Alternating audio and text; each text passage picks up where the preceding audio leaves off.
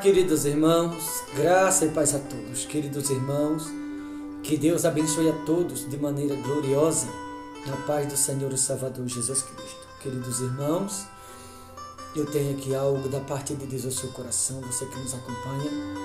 Eu estou passando mais um encontro atmosférico sobrenatural com Deus, onde tenho certeza que você que ouve esta mensagem ela vai enriquecer a sua vida espiritual, e tendo esta mensagem como base, você vai se dar conta, queridos, porque Deus permite a fase das lágrimas na vida de todo mundo.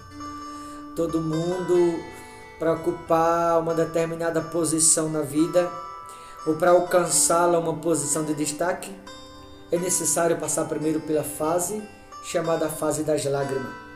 Porém, a fase das lágrimas dura apenas uma noite, ou pouco mais que uma noite. Mas como disse a Bíblia, a alegria vem sempre ao amanhecer. Para entender melhor, 1 Samuel, capítulo 3, versículo 3, diz assim: E tendo-se deitado também Samuel no templo do Senhor, em que estava a arca, antes que a lâmpada de Deus se apagasse, o Senhor chamou o menino: Samuel, Samuel. Este respondeu: Eis-me aqui. Correu Eli e lhes disse: Eis-me aqui, pois tu me chamaste? Mas ele disse: Não te chamei. Torna a deitar-te. Ele se foi e se deitou.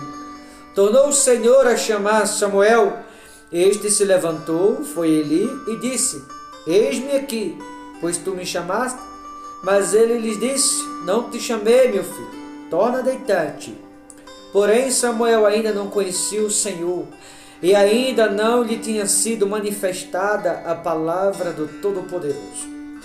O Senhor, pois, tornou a chamar Samuel pela terceira vez. E ele se levantou, foi Eli e lhes disse: Eis-me aqui, pois tu me chamaste? Então entendeu Eli que era o Senhor quem o chamava, o jovem. Veja que era um jovem, né? Não era um menino, não era uma criança, era um jovem. No versículo de número 9 diz assim: Por isso Eli disse a Samuel: Vai, deita-te, se alguém te chamar dirás: Fala, Senhor, porque teu servo ouve. E foi Samuel para o seu lugar e se deitou. Então veio o Senhor e ali esteve, e chamou como das outras vezes: Samuel, Samuel. Este respondeu: Fala, Senhor, porque o teu servo ouve. Disse o Senhor a Samuel: Eis que vou fazer uma coisa em Israel, a qual todo que ouvir lhe tinirão ambos ouvidos. Naquele dia suscitarei contra ele tudo quanto tenho falado com respeito à sua casa. Começarei e os cumprirei. Só aqui basta para nós entendermos um pouco mais sobre esse assunto. Queridos irmãos, você percebe aqui que Samuel, como acabamos de ouvir, era um jovem, um menino inexperiente, um menino que, se tratando da vida espiritual, não tinha nenhuma experiência. Até porque, queridos irmãos, ele chegou no templo ali naqueles dias, tinha apenas 4 anos de idade. Chegou ali com 4 anos, e qual era o propósito daquele menino com 4 anos dentro do templo? Do que ele seria usado, ou para que servia aquele garotinho dentro daquele templo?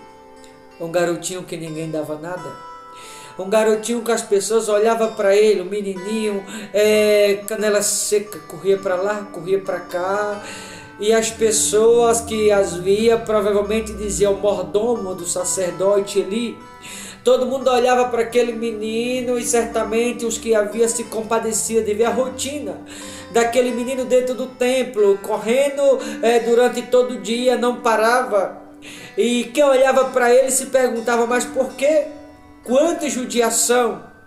Mas se você prestou atenção lá no início, eu falei da fase das lágrimas. Ou seja, todo mundo, para ocupar uma posição de destaque, deve passar pelo período das lágrimas primeiro.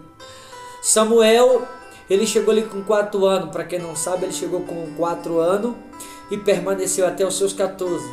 Ou seja, durou nada menos que 10 anos de preparação. Não foram 2 dias, não foi de um dia para o outro. Demorou um tempo. Demorou um tempo chamado fase das lágrimas, a qual quem olhava para aquele menino via como se ele estivesse se humilhando. Quem olhava para aquele menino via como mordomo do sacerdote Eli. Só que o que todo mundo que via a rotina daquele menino não sabia que ele estava sendo preparado pelo Todo-Poderoso, para que lá na frente, após o processo de preparação, ele pudesse ocupar de fato o lugar de destaque que Deus havia preparado para ele. Talvez você que está me ouvindo agora, queridos irmãos, você está passando por um período humilhante, digamos humilhante. Um período que está te arrancando lágrima. Talvez você está passando por um período o qual está entristecendo a tua alma, o teu coração. Provavelmente você que me ouve agora em algum lugar está passando por uma fase que você não queria estar passando por ela. E só você e Deus sabe o que você está passando. Só você e Deus sabe o quanto dói esse período das lágrimas. Só você e Deus sabe o quanto é humilhante essa fase a qual eu passei. E certamente você que me ouve está passando, mas eu vim aqui te dizer debaixo da unção de Deus. Aguenta firme. Nenhuma noite dura para sempre. O período de tristeza dura por uma noite, mas a alegria vai amanhecer, queridos irmãos. Aguenta firme, vai passar. E quando passar, eu te asseguro, você vai ser bem recompensado. Você não vai se arrepender, não desiste não, aguenta firme. As pessoas podem olhar para você e dizer, olhar como está se humilhando. As pessoas podem olhar para você e dizer, até quando ele vai suportar aquilo? Queridos irmãos, eu passei por muitas provações na vida. Eu passei por muitas humilhações, que se eu trazer a público aqui o que passei na minha vida, de muita coisa que vivi, de tantas, aliás, de quanto durou o processo de preparação, queridos irmãos. Provavelmente vai ter pessoas que vão dizer que absurdo, tem que passar por isso para chegar em determinado lugar. O que eu quero dizer com isso? Quando você vê alguém ocupando um lugar de destaque, quando você vê alguém se destacando, não jogue pedra não. Não condene. Não apedreje. Não critique. Sabe por quê? Aquele alguém não chegou ali por acaso. Para aquele alguém estar naquela posição que ele se encontra hoje, ou ocupando aquele lugar de destaque, só Deus e aquele próprio alguém sabe quantas noites ele passou sem dormir. Só Deus e aquele alguém, queridos irmãos, sabe quanta lágrima derramou. A noite mal dormida, sem ter um prato de comida para comer, sem ter um copo de água para beber, sendo humilhado, sendo pisado, sendo judiado pela vida. E as pessoas muitas vezes olhavam e às vezes até podia fazer alguma coisa por ele e não faziam, porque aquilo ali fazia parte da preparação. Queridos, é tão fácil a gente condenar. Não sei se você já notou isso. É tão fácil a gente criticar alguém que ocupa um lugar de destaque. É tão fácil a gente apontar o dedo. É tão fácil a gente crucificá-la. Mas a gente não se coloca na pele daquele alguém para saber o quanto ele sofreu, o preço que ele pagou para ocupar aquela posição de destaque que alguém hoje está ocupando. Então, queridos irmãos, Samuel ficou ali nada menos que 10 anos, chegou com 4 anos e permaneceu até os seus 14, foram 10 anos de preparação. E ele, como eu falei, era inexperiente, não conhecia Deus. Mas no processo de preparação, o soberano, todo-poderoso, o bendito, o clemente, misericordioso, estava vindo sempre visitá-lo. Veio uma vez, chamou. E o menino não conhecia, não tinha nenhuma experiência com Deus ainda. Ele correu a Eli e disse, eis-me aqui, tu me chamaste? Eli mandou que se deitasse novamente. Voltou a segunda vez, terceira, até a quarta. Na terceira vez entendeu Eli que aquilo ali não era comum, não era natural. Percebeu Eli que aquela voz que chamava aquele menino não era uma voz qualquer. Era alguém que tinha um propósito na vida daquele próprio menino.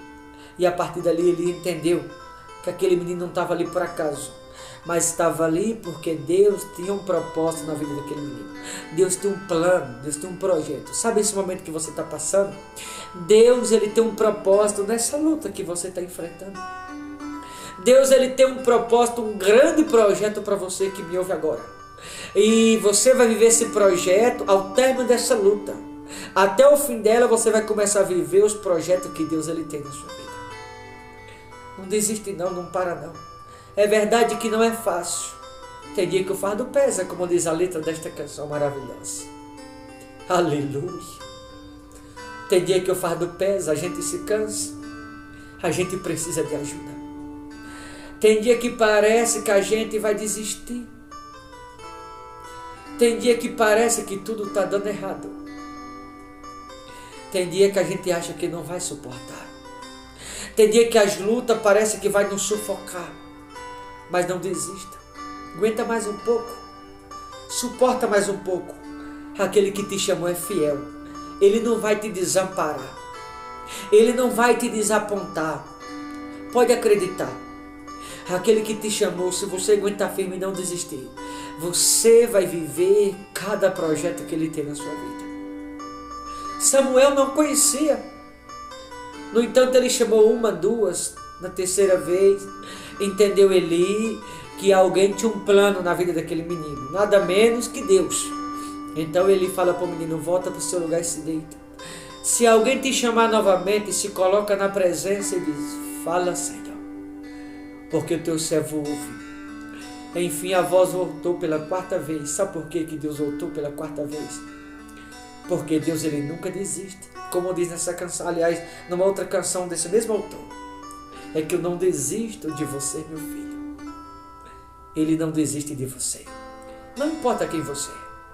Seja você um alcoólatra, um viciado, seja você um drogado, um morador de rua, seja você alguém que está afastado, seja você quem for, não importa quem você seja.